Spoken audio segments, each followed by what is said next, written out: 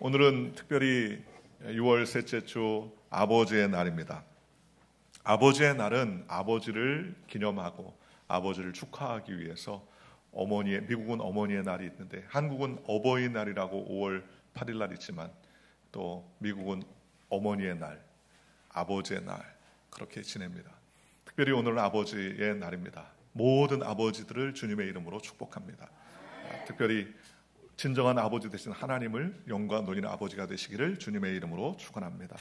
오늘 저는 창세기 39장 2절과 3절 말씀을 근거로 소유보다 관계가 더 중요합니다. 이와 같은 제목으로 여러분과 함께 하나님의 은혜의 말씀을 나누기 원합니다.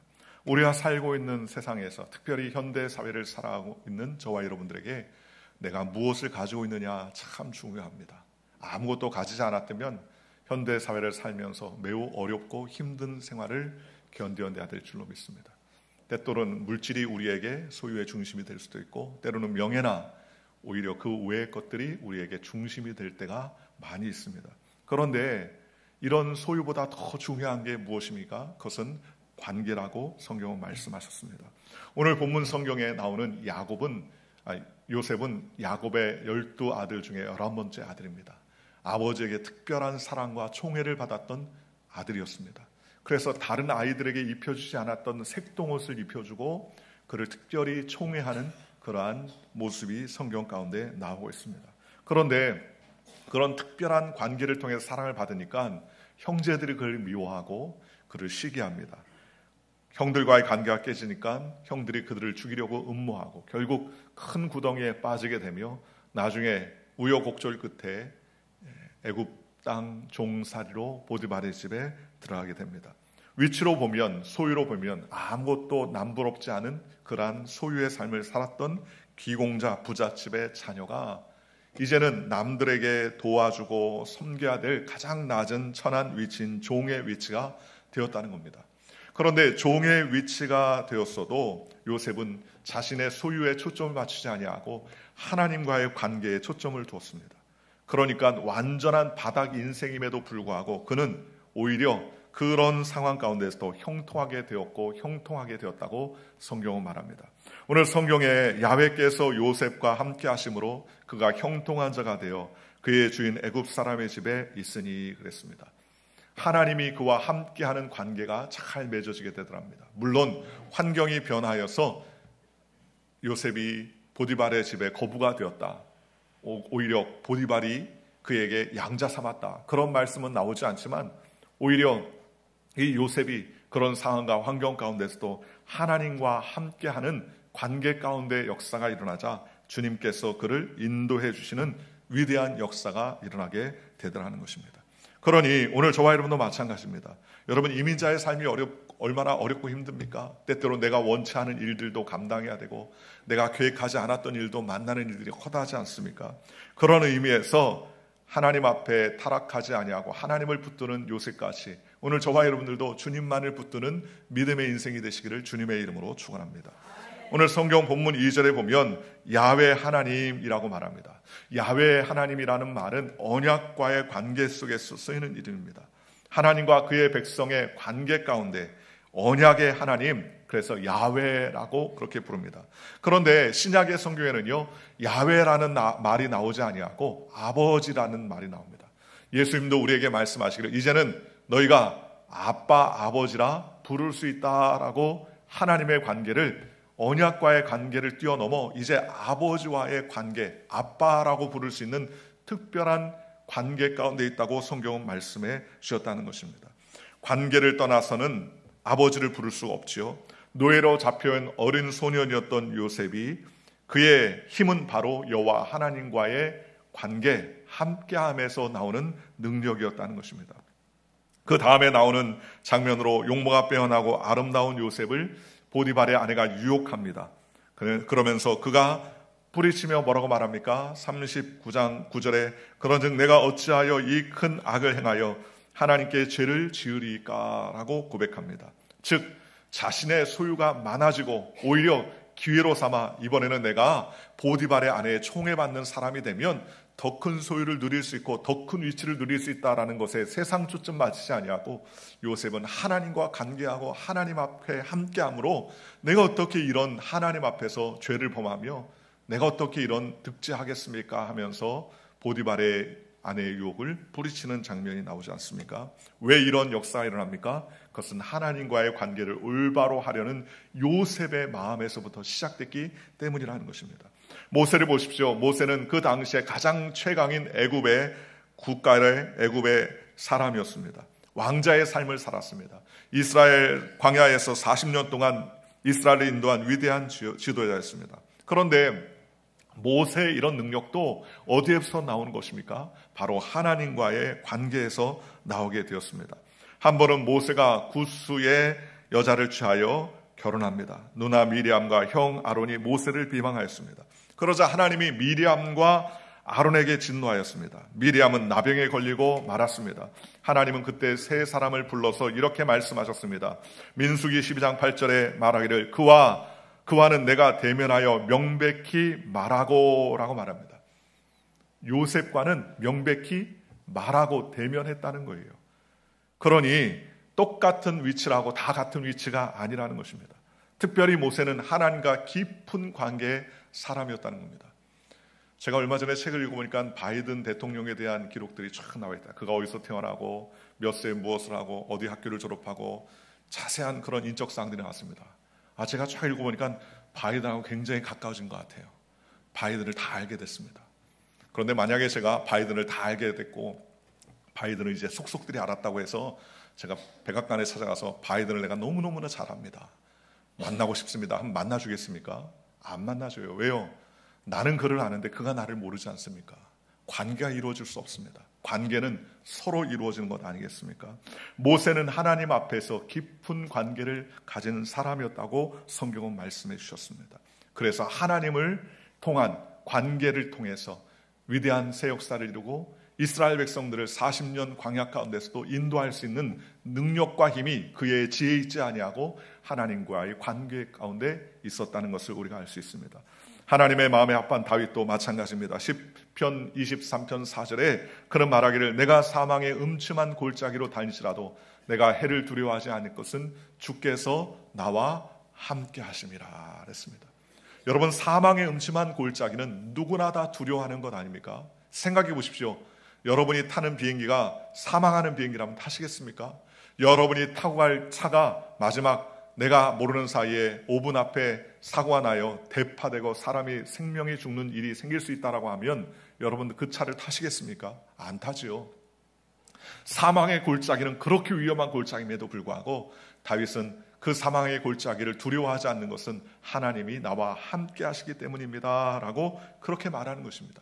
하나님이 함께 하신다는 것은 하나님과의 깊은 교제와 관계를 이루는 신앙이라고 성경은 말씀하고 있습니다. 오늘 저와 여러분이 하나님과의 깊은 신앙의 교제가 있으시기를 주님의 이름으로 축원합니다. 그렇다면 소유보다 관계가 더 중요하다면 우리는 관계에 초점을 두기 위해서 먼저 해야 할 것이 있습니다. 그것은 하나님이 우리를 책임져 준 분임을 확신하며 믿는 저와 여러분들 되시기를 주님의 이름으로 축원합니다. 여러분, 한 가지 안다고 해서 다 아는 것 아니지 않습니까? 그렇잖아요. 예전에 어떤 어린아이가 TV를 보는데 TV에서 헤드라인 뉴스라고 헤드라인이 촥 나오는 거예요.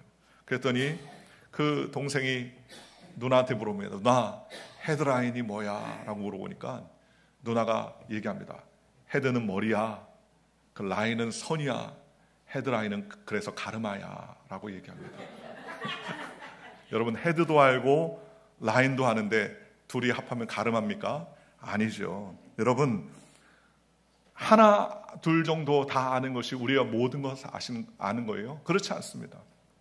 저도 그런 우스운 일을 경험했던 적이 있습니다. 캐나다에 있을 때 제가 같이 있었던 전사 중에 션이라는 전도가 있었어요. 루폰랜드 사람인데 루폰랜드 사람 재밌는 것은 캐나다에서 루폰랜드 사람들에 대한 특징이 있습니다. 마찬가지로 충청도 사람이 이렇게 늦게 간다고 하지 않습니까? 그죠? 말을 천천히 한다고 그래요. 그죠? 그런데 뉴폴랜드 사람은 굉장히 미련하다라는 뜻이 있어요. 그래서 뉴폴랜드 사람은 새를 잡아서 죽일 때 어떻게 죽이느냐? 공중에 던져서 죽인다. 그렇게 이야기합니다. 어쨌든 그 전도사님이 저한테 물어보는 거예요. 제가 청년들 신방을 막 하려고 하는데 저한테 물어봅니다. Where are you going? 어디 가냐? 물어보는 거예요. 그래서 내가 그때 신방 간다는 이야기를 해야 되는데 이 신방 간다는 말을 영어로 모르는 거예요. 그래서 가만히 순식간에 생각했는데 그때 주일 예배는 썬데이 서비스라고, 수요 예배는 웬스데이 서비스라고, 금요일 날은 프라이데이 서비스라고 하니까 신방이니까 룸 서비스라고 해야 되나? 방으로 가는 서비스니까 룸 서비스라고 얘기했다가 그 친구가 박장대소 하고 웃으면서 그 다음부터는 제가 어디만 가면 룸 서비스가 아냐고 물어봤던 적이 있습니다. 룸도 알고 서비스가 한다고 해서 인생 다 하는 건 아니지 않습니까? 우리는 그렇게 넘어지고 실수하는 인생 아니겠습니까? 그런데 이럴 때 우리가 어려울 때, 힘들 때 무엇을 생각합니까? 소유를 생각합니다. 내게 이만큼만 있다면, 내게 이런 재물이 있다면, 내게 이런 건강이 있다면, 내게 이런 시간이 있다면 하면서 내 소유에 집착하는 경우가 얼마나 많이 있습니까? 그런데 우리의 기도도 역시 마찬가지로 소유에 집착하고 내 위치에 집착하는 기도가 얼마나 많아요. 하나님, 대박 나게 해주세요. 하나님, 물질이 나에게 뻥 하고 떨어지게 해주세요. 주님, 없는 건강이 다시 빵 생기게 하여 주옵소서. 또 내게 없는 시간이 생겨질 수 있게 하여 주옵소서. 우리는 소유에 집착하는 경우가 대부분이라는 것입니다. 그런데 하나님은 바로 그런 고난스러운 위치를 통해서 하나님은 가장 우리에게 집중하게 하는 것은 소유나 위치가 아니라 하나님과의 관계를 회복하고자 원하시게 되더라는 것입니다. 모세도 광야라는 최악의 그런 상황과 위치 가운데서도 하나님과의 관계를 이루는 회복의 역사가 있었지 않습니까? 도망자의 신세로 양을 치는 모세에게 하나님께서 나타나셔서 그에게 말씀하셨습니다. 그리고 애굽에 가서 이스라엘 백성들을 건져내라 라고 말씀했습니다. 그때 모세가 하는 말이 있어요. 주여, 보낼 사람을 보내소서.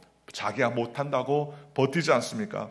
나는 말을 잘 못하지 않습니까? 라고 이야기하고, 내 혀가 둔하여 혀가 뻣뻣한 사람 아닙니까? 라고 말합니다. 그럴 때 하나님 뭐라 합니까? 하나님께서는 내가 너와 함께 있지 않느냐라고 말합니다. 출애굽기 4장 11절입니다. 야훼께서 그에게 이르시되 누가 사람의 입을 지었느냐? 누가 말 못하는 자나 못 듣는 자나 눈 밝은 자나 맹인이 되게 하였느냐? 나 야훼가 아니냐라고 말씀합니다. 즉 하나님께서 모든 것의 원인자시기 때문에 내가 너와 관계한다면 네가 아무것도 없어도 하나님이 역사하신다는 사실을 깨닫게 해주더라는 것입니다. 여러분, 나의 약함도 하나님께서 쓰시는 그러한 방법과 계획이 될 수도 있다는 거예요. 사도 바울 다 육체에 가시가 있었습니다. 어떤 병이었는지는 자세히 알 수 없지만 그는 그 육체의 가시가 자기를 너무 괴롭게 함으로 말미암아 하나님께 3번이나 간구합니다. 주님, 이 육체의 가시를 뽑아주시옵소서, 뽑아주시옵소서, 뽑아주시옵소서라고 간절히 기도했습니다. 그러나 그의 장애의 상태를 하나님이 고쳐주셨습니까? 못 고치시는 능력이 없어 못 고치신 것입니까? 그렇지 않아요. 주님이 그와 함께 하니까 그 가시는 빼지지 않았지만 오히려 자신의 약함을 극복하고 강하신 하나님을 붙드는 믿음의 인생이 될 수 있었던 것 아니겠습니까? 고린도서 2장 10절에 보면 다윗은 이렇게 고백을 합니다. 그러므로 내가 그리스도를 위하여 약한 것들과 능욕과 궁핍과 박해와 곤고를 기뻐하노니 이는 내가 약한 그때가 가장 강함이라 라고 말씀했습니다. 약하니까 누구를 의지합니까? 하나님을 의지한대요. 쉽게 말하면 약하기 때문에 나는 능력이 없고 약하기 때문에 나는 할 수 없고 약하기 때문에 나는 이룰 수 없지만 약한 내게 함께 하신 그 하나님이 함께 하시기 때문에 오히려 나는 부족함이 없고 나의 삶의 모든 것을 책임져주는 인생이 된다라는 사실을 깨닫게 되더라는 것입니다. 얼마 전에 선교대에 갈 때 비행기를 타는데 비행기에 사람들이 얼마나 많습니까? 줄을 쫙 서 있는데요. 제일 먼저 가는 사람은 딱 한 사람이 있더라고요. 제일 먼저 누가 하는지 아십니까? 어떤 연세 드신 여자분이신데 휠체어에 앉아가지고요. 쫙 태워서 가장 먼저 앞서서 가더라고요. 건강이 약하니까 비행기 스튜어디스들이 와가지고요. 휠체어에 정중히 모셔가지고 그 기내까지 쫙 모시고요. 약하니까 갈 수 있는 거예요. 강하면 기다려야죠. 우리의 삶도 마찬가지입니다. 내가 약하고 연약할수록 누가 역사해 주십니까? 하나님이 역사해 주시다는 것입니다. 그러므로 우리는 주님만을 의지하는 저와 여러분들 되시기를 주님의 이름으로 축원합니다. 세계적으로 유명한 닉 부이치치는 팔과 다리가 없는 지체 장애인으로 태어났습니다. 닉이 하나님께 간절히 기도할 때 팔과 다리가 생기는 기적은 일어나지 않았지만 그러나 닉은 하나님과의 관계를 회복하고 자기에게 없는 것을 바라보며 낙심하는 인생이 아니라 자기에게 함께 하신 하나님을 경험하며 그 하나님을 증거해서 전 세계에 다니며 하나님의 놀라신 이름을 증거하며 전 세계 600만 명 이상의 사람들에게 복음을 증거하고 특별히 방황하는 젊은 이들에게 올바른 길로 인도하는 위대한 하나님의 사람이 될 수 있었다는 것입니다. 오늘 저와 여러분도 마찬가지입니다. 부족하고 연약하고 나는 소유가 없고 능력이 없고 힘이 없다고 낙심하지 마십시오. 오히려 힘이 없고 연약하기 때문에, 가진 것이 없기 때문에 하나님이 우리를 통해서 역사하신다는 사실을 믿으시기를 주님의 이름으로 축원합니다. 성경에 보면 예수님의 비유로 탕자의 비유가 나오지 않습니까? 그런데 탕자가 아버지의 집에서 재산을 반으로 받아서 나가서 허랑방탕한 인생이 됩니다.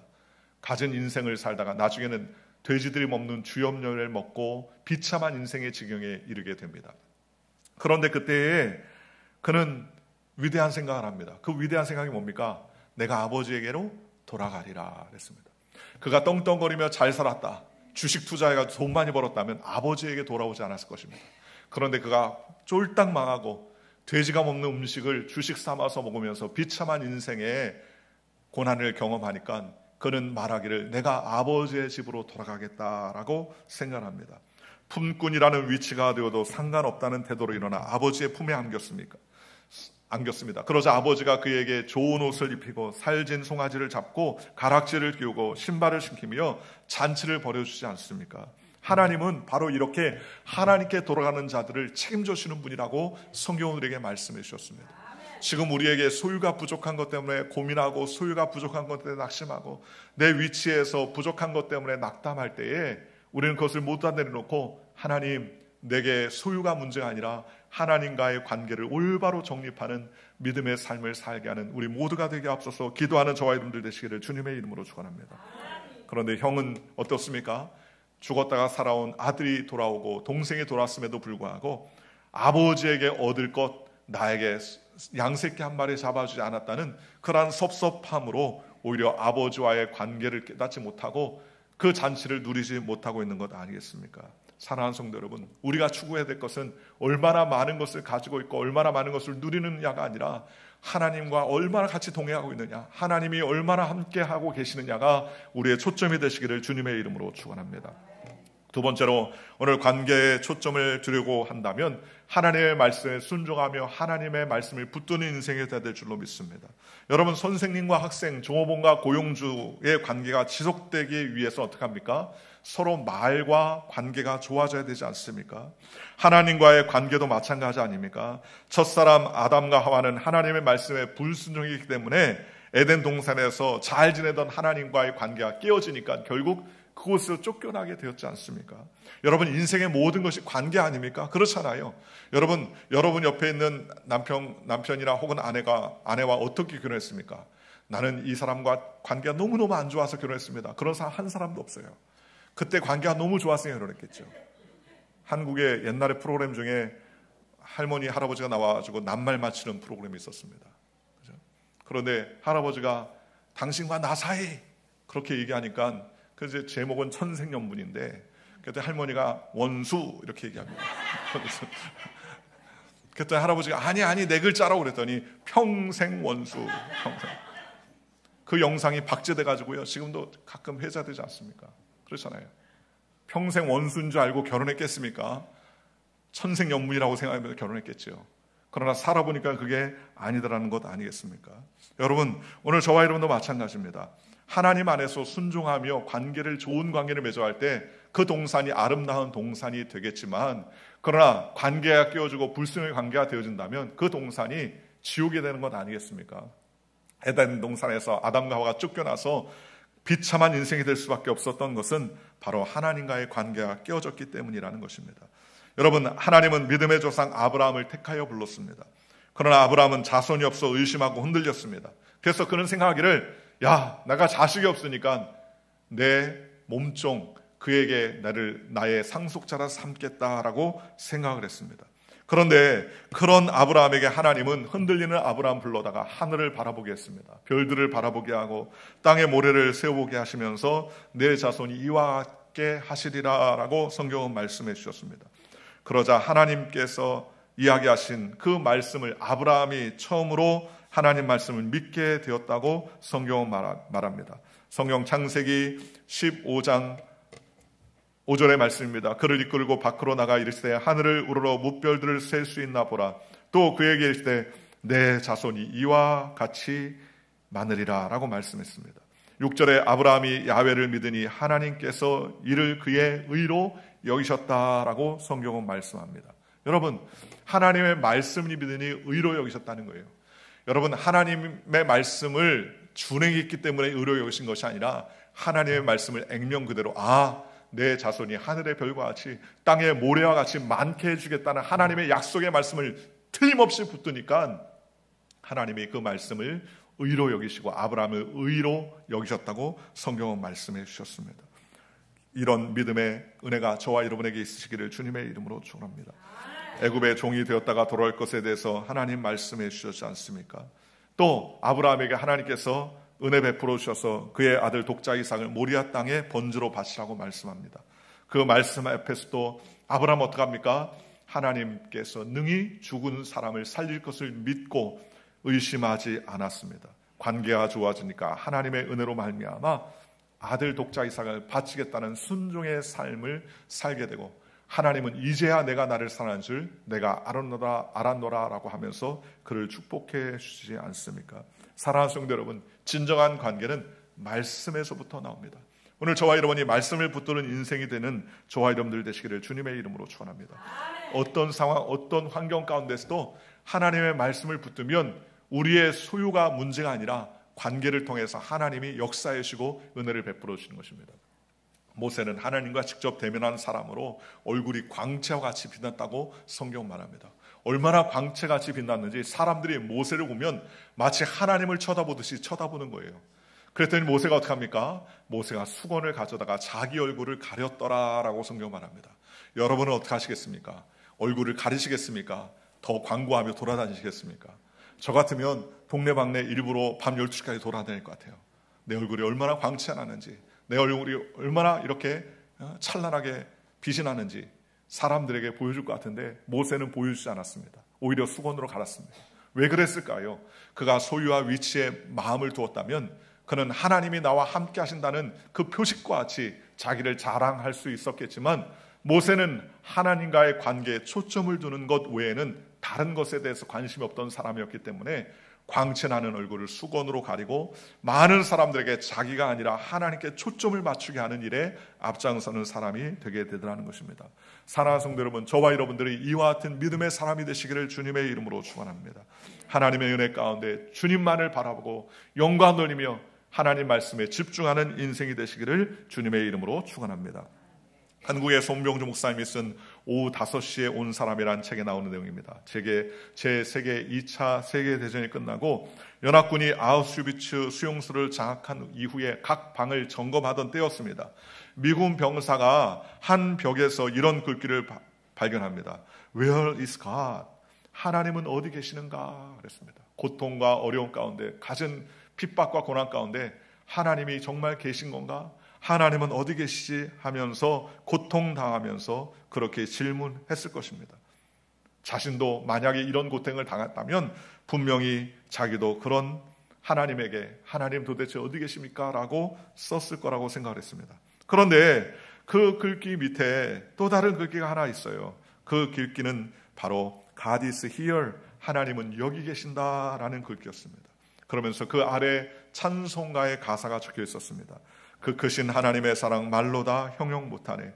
저 높고 높은 별을 넘어 이 낮고 낮은 땅 위에 하나님 크신 사랑은 측량 다 못하네. 영원히 변치 않는 사랑 성도요 찬양하세. 그렇게 고백을 합니다.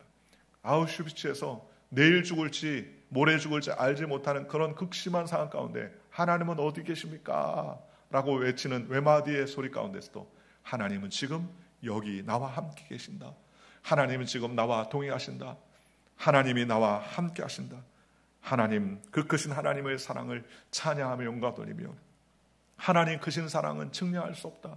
하나님 크신 사랑은 측량 다 못하며 영원히 변치 변치 않는 사랑 성도여 찬양하세.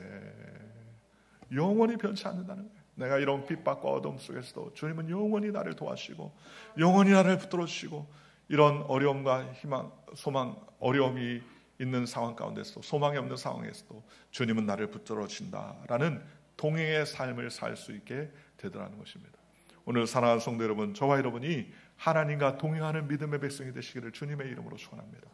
진정한 아버지는 어떤 아버지입니까? 하나님과 동행하며 하나님과의 관계를 깊이 하는 아버지입니다. 진정한 아버지는 진정한 어머니는 어떤 어머니입니까? 하나님 관계를 최우선으로 알고 주님과 동행하는 어머니입니다. 진정한 자녀는 어떤 자녀입니까? 그 섬기는 하나님을 마음속에 새기고 하나님과 동행하는 자녀가 진정한 자녀가 되는 줄 믿으시기를 주님의 이름으로 축원합니다. 오늘 저와 여러분이 이 세상에 살아갈 때 소유나 내게 가지고 있는 그 무엇을 가지고서 쫓아가는 인생이 아니라 하나님 이 세상의 어떤 것보다 더더욱 주님만이 우리의 삶에 가장 귀합니다.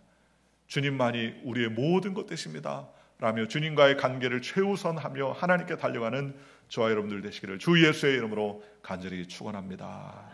기도하겠습니다.